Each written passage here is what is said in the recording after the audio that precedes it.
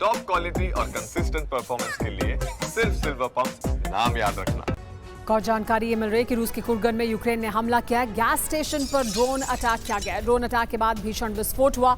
हमले से उठी आग की ऊंची ऊंची लपटें। देखिए रूस के कुर्गन में किस तरह से यूक्रेन ने ड्रोन से अटैक किया है गैस स्टेशन पर, और दूर तक आग की लपटें उठती हुई दिखाई दी हैं। रूस में जगह जगह गैस स्टेशन, ऑयल डिपो पर हमले किए जा रहे हैं यूक्रेन द्वारा, और यूक्रेन इसके लिए ड्रोन का इस्तेमाल कर रहा है।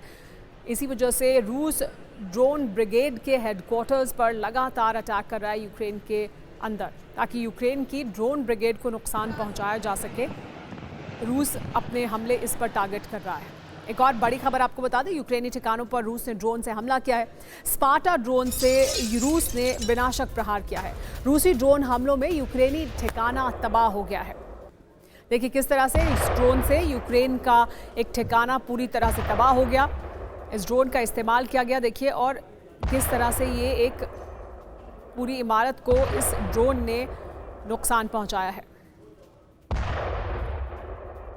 सूमी में लेकिन रूसी सेना का एक्शन तेज हो गया। यूक्रेनी सेना पर ताबड़तोड़ हमले किए जा रहे हैं। जमीन और हवा से विनाशक रूसी अटैक किया जा रहा है। देखिए किस तरह से ये बड़ा हमला किया जा रहा है। यूक्रेनी सेना पर ताबड़तोड़ हमले किए जा रहे हैं, जिसकी वजह से बड़ा नुकसान है जो रूसी सेना को उठाना पड़ रहा है। जमीन और हवा से विनाशक रूसी अटैक जारी है यूक्रेन पर। लेकिन ट्रंप के बार बार रुख बदलने पर ज़ेलेंस्की का क्या प्लान है, वो भी जानकारी सामने आ रही है। देश में ही हथियारों का प्रोडक्शन बढ़ाएगा यूक्रेन। 2025 में 3000 क्रूज मिसाइल बनाएगा यूक्रेन, ये जानकारी मिल रही है। अमेरिका पर निर्भरता को कम करना चाहता है यूक्रेन, और इस वजह से यूक्रेन के भीतर ही बढ़ाने वाला है वो हथियारों के बनाने की अपनी गति को। 3000 क्रूज मिसाइल बनाने वाला है यूक्रेन में ही। यूक्रेन अमेरिका पर और नेटो के दूसरे देशों पर अपनी निर्भरता को कम करने के लिए यूक्रेन में इसे तेजी से बढ़ाया जाना है। तो 2025 में यूक्रेन की हथियार फैक्ट्री और तेजी से प्रोडक्शन करेगी। 3000 क्रूज मिसाइल का प्रोडक्शन टारगेट है जो ज़ेलेंस्की ने सेट किया है। 30,000 लंबी दूरी के ड्रोन बनाने का बड़ा प्लान है।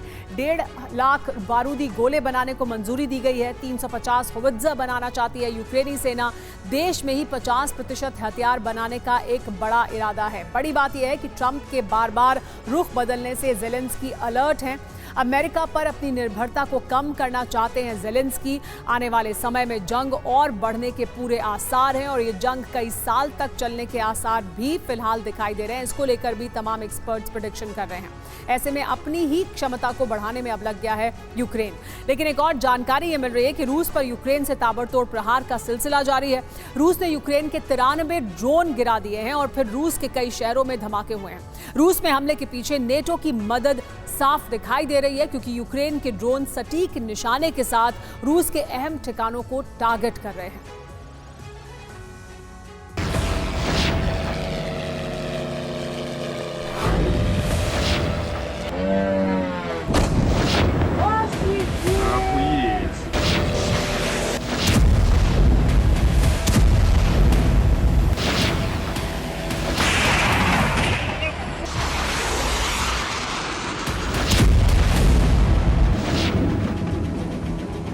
रूस में हालात अब वैसे ही हैं जैसे अमेरिका और यूरोप ने तय किए। जंग में यूक्रेन की धमाकेदार वापसी का असर तीसरे दिन भी नजर आ रहा है।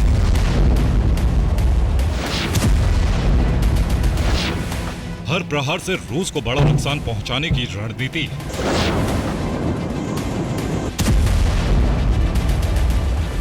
इसीलिए रूस में ऑयल रिफाइनरी में हमले हो रहे हैं। गैस पाइपलाइन को टारगेट किया जा रहा है। रूसी सेना से जुड़े कारखाने और रूसी सेना की सप्लाई लाइन पर प्रहार हो रहा है।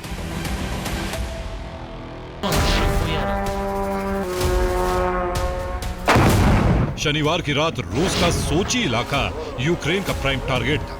रात के अंधेरे में धमाकों के बाद आग की लपटें आसमान छू रही थी।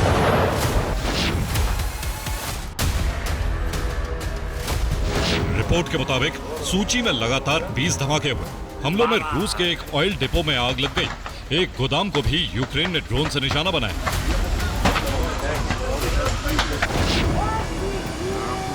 यूक्रेनी ड्रोन हमलों से सोची में आग की लपटें उठने लगी। इस डिपो के करीब मौजूद एयरपोर्ट पर उड़ानें रोक दी गई। रूस के सोची इलाके में लगातार ड्रोन की आवाजें गूंज रही थी।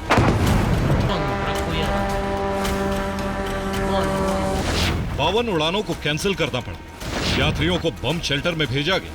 सोची में 20 धमाकों की आवाज सुनी।